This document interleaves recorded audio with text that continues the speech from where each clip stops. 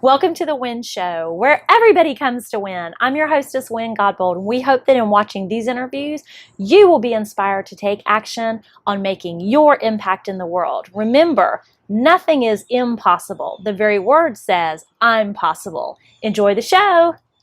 Welcome back to another edition of the Wynn Show. Today, I'm super stoked to share with you some time interviewing Ben Sota, who is professor of theater at Coastal Carolina University. Welcome to the porch. Thanks, Wynn. It's a lovely porch. Yeah, thank you so much. So I want to start right in with you being professor, not just of theater, but you are the physical theater department.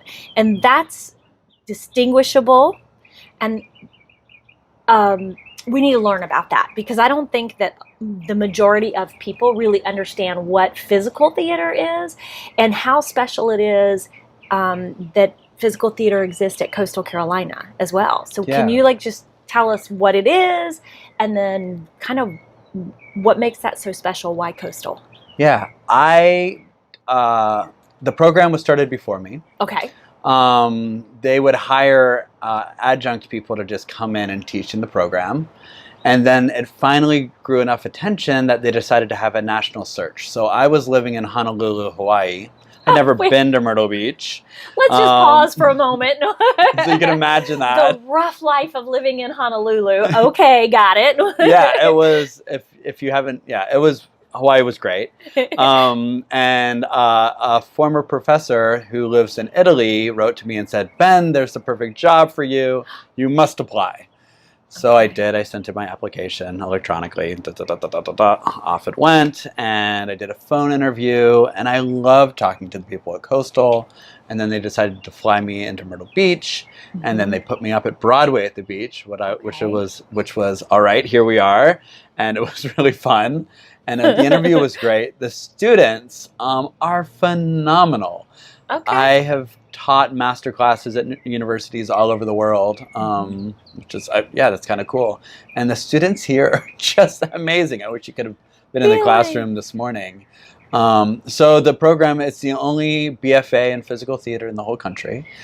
And that's an amazing thing. And then on top of that, their junior year, they live in Italy for the entire year. So they're not in South Carolina. They're making new friends. They're speaking in a different language. They're kissing each other on the cheeks. They're eating Italian food an awful lot. They're walking up hillsides, and they're staying in a building. The building itself is older than the United States of America. But let's talk about this physical theater BFA thing. So you said Coastal Carolina offers the only BFA in physical theater in the country. Mm-hmm. I think that we just have to celebrate that. Yeah. We've got to really put that up. So that's why I wanted our viewers to understand. There's BFA, there's music, drama, right? There's all this stuff out here. And then there's those who are in a BFA program nationwide, wherever they may be. Mm-hmm. And then there's Coastal that has a physical theater BFA. That's tremendous. I just had to make sure everybody really gets that piece. Okay, that's big. So you're having a great time in Honolulu. Woo! Yeah. And you said a professor, someone who instructed you, I lived in Italy for 4 years, and it was one of my professors knew about the job and said, you must apply. And, whenever your mentor is like, you must do this. You do it. You do it. So I did. I applied, and it was great. And I guess I should tell, most people don't know what physical theater is. Exactly. So let's go there next. Let's go people are back like, I to don't know what he's talking about. What is physical theater?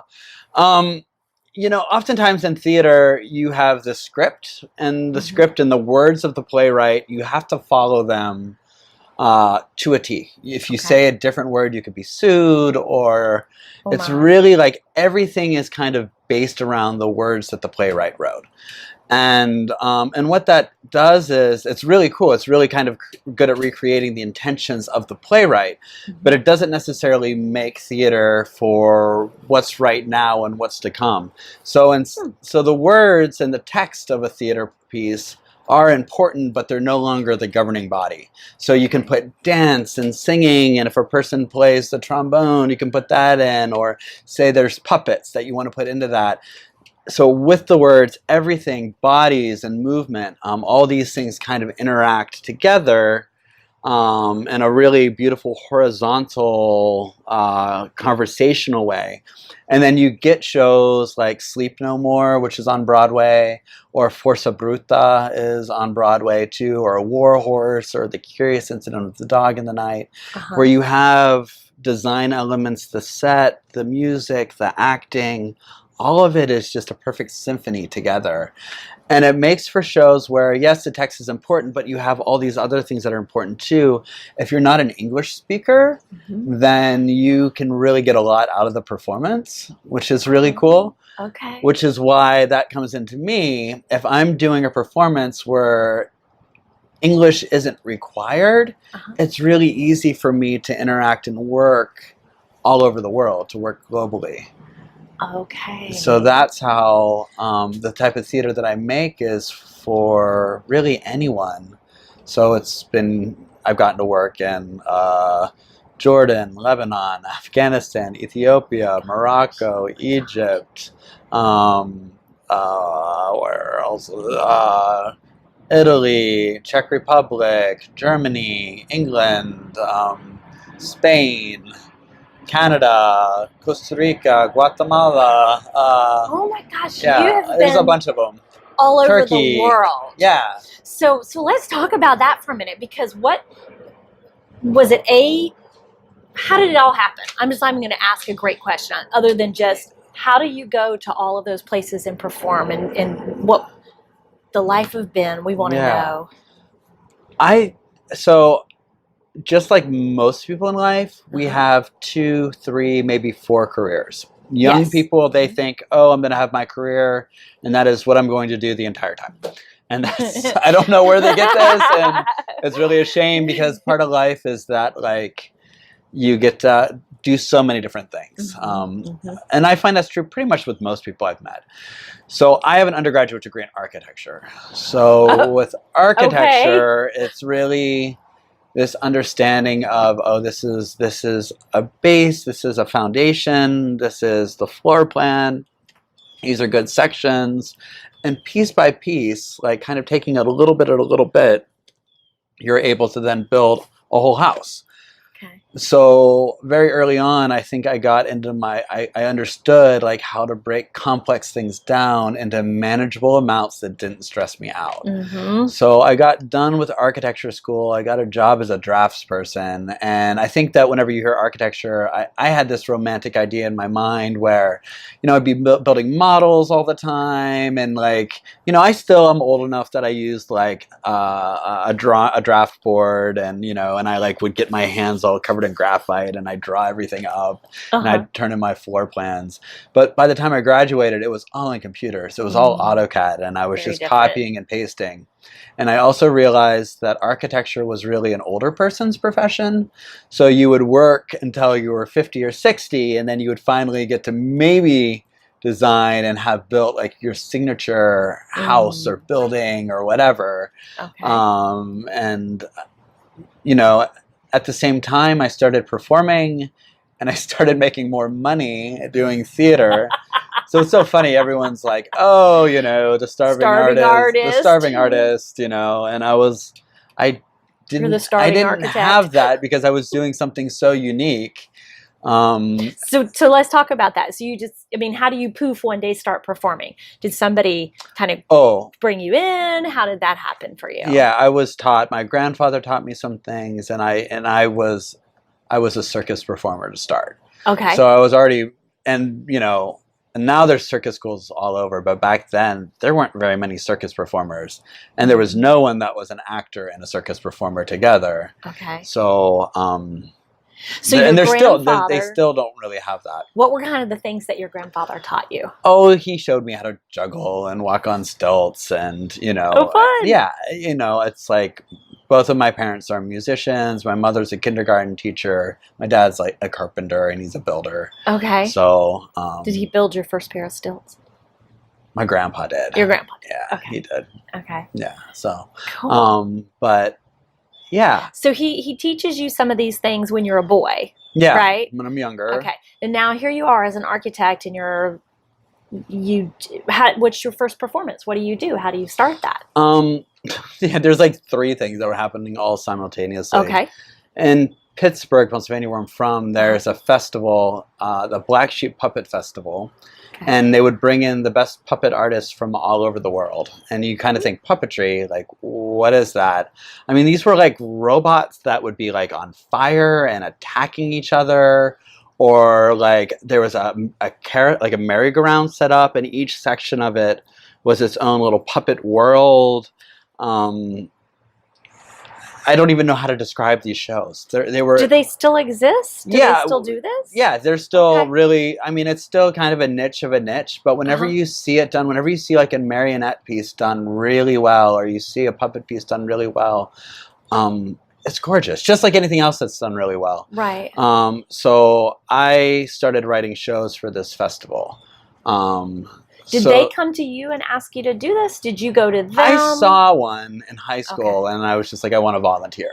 Okay. And and I think that's another thing now. I think that we're so, internships, they'll take it. You just have to get a job or whatever. I think that there's still like really. I volunteer at the hospital, just down the road at Grand Strand. Volunteering, it does help you figure out like what you want to do. It helps you figure out how do you fit into a community. So through volunteer work, I kind of figured out, I learned a lot, or through an internship, whatever you want to call it. Okay. And that kind of helped me start to get things figured out. And then I got a job in California, working at 2 people kind of run it. His name's Wavy Gravy. He was the MC of Woodstock. And he would give scholarships to kids that had nothing, and then also kids paid for to be there, and they all lived in teepees, and just learned how to celebrate the joy of life. Everyone, So now we just went from Pittsburgh volunteering to California. How did that happen? I mean, by this time you had graduated, you were in architecture, right? Mm-hmm. And so you're volunteering. And how does this opportunity just show up? I just wrote and applied. I mean, so no one tells you that you can't do something. If no one says you can't do something and you don't know better, then you just do it. So I love that right there, because a lot of times with the people that I work with, the opposite is almost true. They've got some voice in their head that's going, you can't, right, from some old programming. And we have to break through that programming to help them understand that, well, is that really true? Well, who says you can't? So I love this. You're like, well, I figured I'd just write in. Yeah. I want people to really get that, because no matter where you are in your life, maybe you just need to write in. Just check it out if there's an interest there. So you write and you say, hey, I want to come to California. Yeah, I kind of put it, I tell like the students I teach, I'm like, it's like farming. When you start farming, I'm guessing, I don't really know, but you have to plant. One thing Ben's never done, he's never been a farmer. I haven't really. Okay. I'm like taking it, But I think that if you're getting started, you have to plant a ton of seeds, and maybe a couple things will sprout, and then, things are going to happen, deer are going to come and eat whatever you've grown. It's not that it goes so well, and you're going to have to do a lot of seed planting, a lot to start. And then once you get better, your yield gets better every single year, and you become more efficient. So I made just myself a rule early on that every single week I would apply to perform at a festival, or I would write a grant application, or I would apply for a residency or something, one a week. And I'd watch my grandmother play the lottery like every single day, and like all the money spent on that. And I kind of like, in my mind, I kind of was like, oh, this is like the lottery, but it's free. Yeah. And my chances of getting something are way better than playing the lottery. Yeah. So, and you're playing the lottery of life. Yeah, it was essentially what it is. And right? It's like, if you win the lottery, that doesn't go on your resume. You know what I mean? Right. Like with every single fellowship or grant award or residency, everything that I got, that just went onto my resume more and more and more. And it's just become so cumulative. So eventually I got to the point where, like, 15, 18 years of doing this, whenever it came up after this national search for who's going to run this program in Myrtle Beach, my resume was really good. And it was really diverse. It had like a whole bunch of things. And it was just all from like that little piece, like, oh, every week I'm going to apply for one or two things and then watch that kind of go in. That's huge right there too. I want to make sure that our viewers really hone in on that, because often I have to tell people, this isn't about stare at your belly button and all of a sudden you manifest this great life. That's not how it works, right? So there's action that you have to continually take. It doesn't have to be stressful, hard action. We were speaking a little off camera about that, when you want something and you're going for it, but you have to do it in the flow, right? And so, so here was your thing. Every week I'm going to apply for something. Right. I'm just going to do something. Consistency pays off. Stepping out pays off. Throwing the seed out there. Okay. And then, like when I was doing it, there wasn't really, like, the internet was all right, but it wasn't great. Right. So I did two things. I think I did like two or three things. Like the first thing was, there's no book on how to be an artist really, like written for you. You got to write your own book. But I would find people that seemed to be doing well that were older, and I was like, would you mentor me, or would you just take a second? And when you're young, people are really nice, you know what I mean? Or if you're really like eager, or if you ask for help in a really like loving way, people are usually really supportive. So I had a lot of people say like, oh my gosh, yes, and like, this is what I've learned, so that helped me along, just having like mentorships. Anytime I went to see a show, if you flip to the back of the program, you'll see, this performance was supported by the South Carolina Council of the Arts, HTC, whatever. And I would just kind of write all that down and research, well, like, how are all these other people getting support? And then I would just also then reach out and do the same thing. So that worked really well too. Oh, that's a huge tip. Which was a great tip. Yeah. And, I guess I don't know how I figured this one out too, but this was also me. I tell my students, it's kind of like The Godfather. You have to make a deal they can't refuse. So I remember this newspaper was going to write a story about what I did. And I was like, oh, great, I'm going to get publicity. And I was like, instead of it just being a piece about me, I wanted it to be about the things I wanted to do. So I put in there like, oh, I wanted to start a theater company, and I wanted it to perform at, the biggest arts festival in the city. So they wrote that, Ben's going to start this theater company and wants to perform at the Three Rivers Arts Festival in front of 500,000 people. I mean, it's a ton of people. So I got this amazing article written up, like color picture. And then I took my article and I went down to the executive director of the Three Rivers Arts Festival. Again, I don't know better. Right. I schedule an appointment. You don't. I don't. And I go, hi, it's nice to meet you. And I say, here, look at this newspaper, I want to perform at your festival. And it's written here because if it's written in the newspaper, it doesn't matter if it's something you want to do. Yeah. It just, there's like something about destiny. Oh, it's happening. It will happen. It's happening. So she chuckled and she said, all right, I'll let you perform at the festival. I'll pay for your insurance. I'll pay for your sound system, but I'm not going to give you $1. I'm not going to pay you anything at all. And I went, okay. So I had press, I had all these other things. And then I went to, and where I'm from, there's amazing foundation support. And I walked into a foundation and I said, look, I have a venue. We'll perform for 500,000 people. Insurance, sound system, marketing, publicity, like all of these things. I have a great rapport. Here's my portfolio. All I need is the money to pay for it. And how'd that go over? They gave me $17,000 at the age of 22.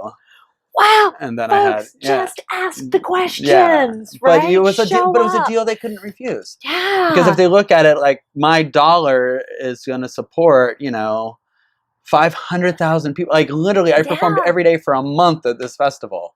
And everyone won. Like I won. I got to have that experience. The foundation got great recognition. Sure. The festival got a free performance, you know what I mean? Yeah. And then the media had this like amazing story to tell. You know, and I think so oftentimes we can pit ourselves against or whatever, and it's so the best situations are when everyone really truly wins. Everyone wins. Everyone wins. Absolutely. Everyone wins. Oh my gosh. So many things. So let's stay with your 3 for just a second. Mentor, important. Yeah. And don't be afraid to ask for a mentor. And you made the comment, if you ask it from this kind, well, I don't think you said the word kind, I think you said the word sweet spirit or sweet some, you know, but ask. People do want to share what they know. There's no better like flattery or whatever than to be able to share my experience with you, right? So ask for a mentor. People are willing to help. The second one you said was what?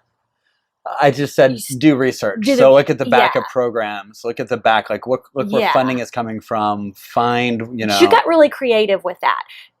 Yeah. By looking at the back of the programs, because it wasn't the age of the internet. You couldn't just do a Google search and find. You had to put in the legs and the thought process of how do I find these things. And I want to stay there for just a second and ask you, was there somebody who modeled that kind of behavior for you?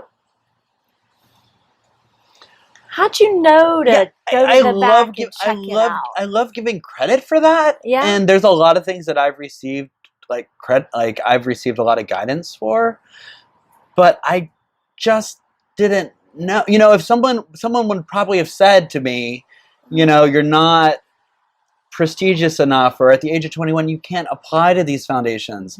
So in a way, I'm glad that I didn't ask for help, and I'm glad I figured it out myself, because I didn't run into the cynical side of life, you know. Which is so prevalent in the arts. It's so it's even prevalent in academia, you know, and it's so not really the case, you know. It's something in you knew. Yes, something in me just knew to just like search. The worst someone can say is no, you know. And again, like if you have, you know, love, or you know, if you really have care in your heart, you know, if that I wasn't trying to be famous. I wasn't trying to make money. I was trying to tell stories and be impactful, you know, for people that had never gotten to see art.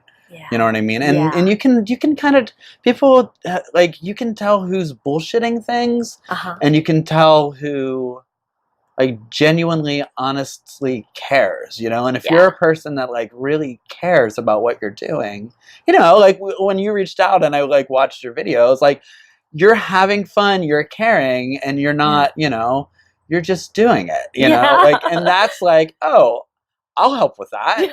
Like, of course, like, that sounds like a lovely afternoon, you know? You come sit on our porch and have a sit on the porch, have a conversation, and like laugh. Like, it's whenever like the ego is someone's like, oh, I'm famous, you know what I mean? That's whenever I think such a drag. It's just a drag.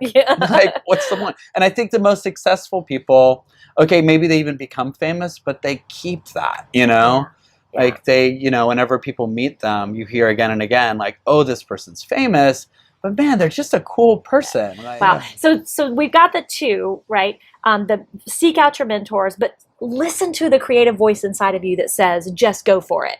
Just find this, be creative. You know, you found ways to make it happen. And then that third piece is the win-win. It's got to be a win.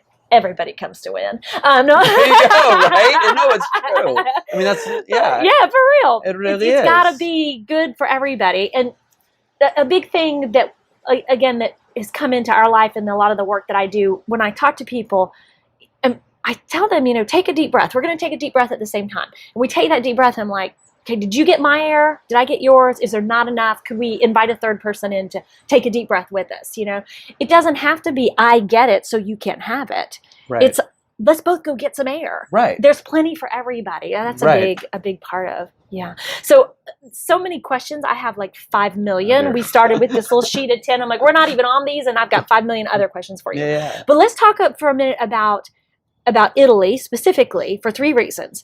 One, because your mentor was in Italy when he saw the thing and said, you need to go. 2, because the physical theater program requires the junior year in Italy. So there's significance going on there. And 3, because when you listed out the entire world that you've performed in, Italy was a piece of that.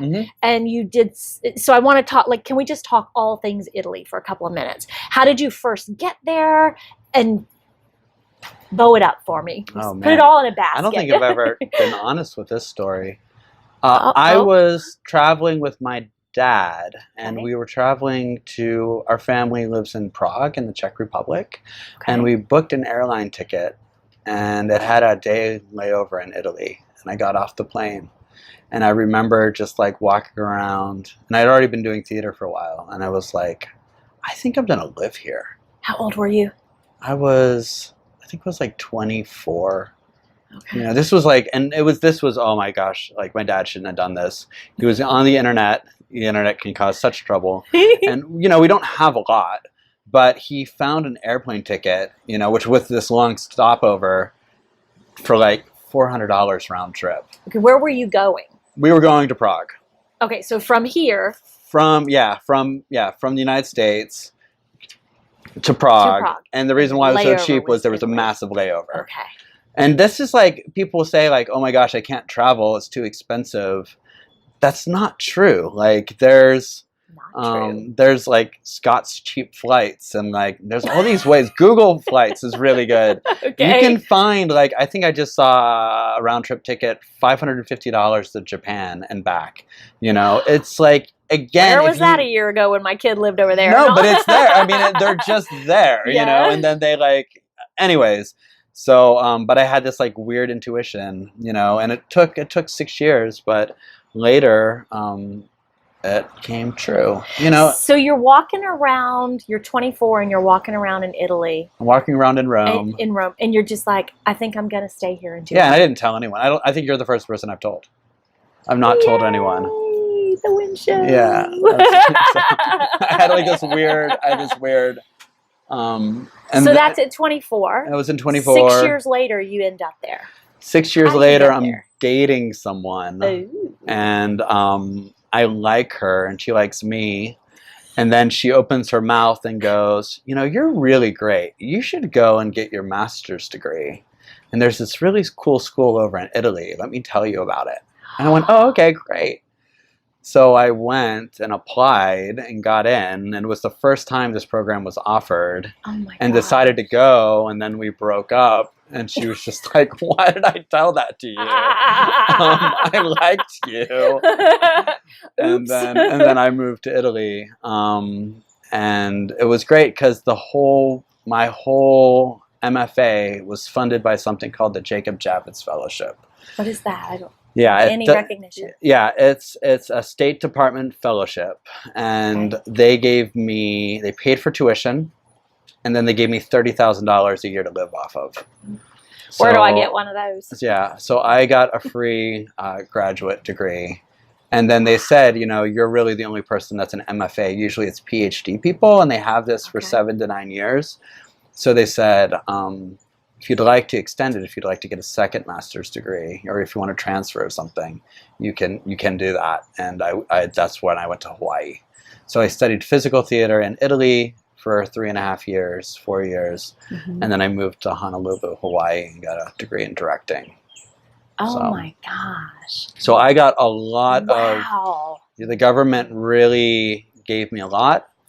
And so I really needed to give a lot back. Plus, I'm directing a play.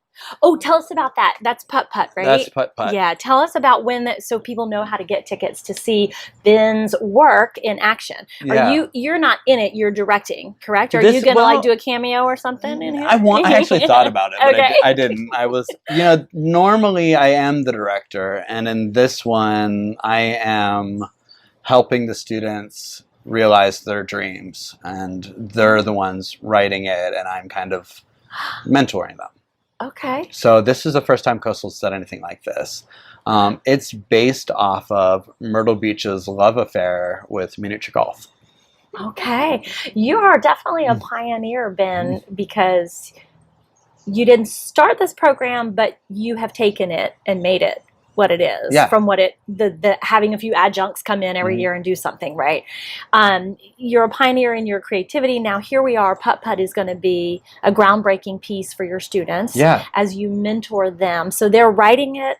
They'll direct it. We're co-directing Co-directing, it. Everyone, okay. yeah. I mean, co-directing it. Okay. And then it'll be all coastal students who are performing in the play or in the piece, right? Okay. All right. So tell folks, how do they get to see that? January 30th, it opens, which is also my birthday. Oh, so happy birthday to Beyond! I have a super fun birthday present. That getting to see is. a play open and get dressed up, and Oh my God. and I want to like tell you all what it is, but then I also want to keep it a secret. Okay. It's going to be really amazing. I think we can trust your word that it's going to be really super good. amazing. Yeah. And so you just said something there about you want to get dressed up for the opening of the theater. Well, this is what you do. But yeah, so that's why I'm asking, because I know a lot of people who they look for an event to go to dressed up, because we don't have so much of that. This would be it. One. Yeah, that's true. Like when you live at the beach, you wear you wear flip flops and Yeah, but it's winter. It'll be cooler, and cooler weather is always better for dressing up. Yeah. Because, and if you're looking for a wonderful night out, this will be fantastic. So opening night's January 30th, and then it runs. How does it? 2 weekends. So it'll be that Okay. weekend and then the weekend after. I Okay. should have brought the actual dates. That's okay. We can get them. Yeah. And then we can also put here, so we go to just ccu.edu, or how do we find you? Theater tickets. Okay. All right. So we'll get that running across the bottom too, because Margaret is just that slick. So we'll have it here so folks can see where to buy tickets from. Okay. There's 500 more things that I want to ask you, but we can't. Okay. Okay. So what are you gonna pick? This is showbiz. Okay. Right. So what I really want to do is to get you to teach us something. Okay. Can we do that? Yes. Okay, cool. Let's do it. Yeah, let's do this. All right. Okay, let's talk about this thing. What'd you bring? This is plate spinning. Comes from China. And if you go and see the circus in China, it's all based around household items. So like teapots and plates and like rings that you would thrash the fields with.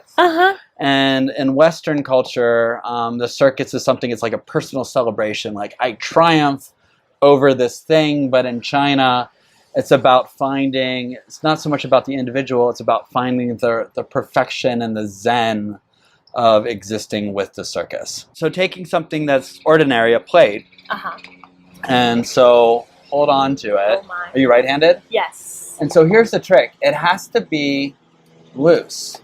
You have to just ask it to go around in the circle, right? Versus I'm pushing it around. Do you feel the difference? Oh yeah. And you got to get out of your own way. So once you kind of, you get it going, and then you allow, ready, and must be the student. And then you allow yourself, you allow it to happen. Oh my gosh. Like that.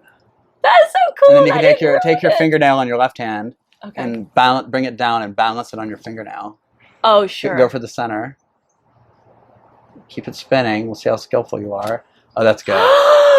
That's perfect. Oh my gosh! Look at me go! This is so First cool. try. We didn't edit this. This was first try. Wow! Good job. You're an excellent teacher. Here it goes. Maybe we'll do the nose.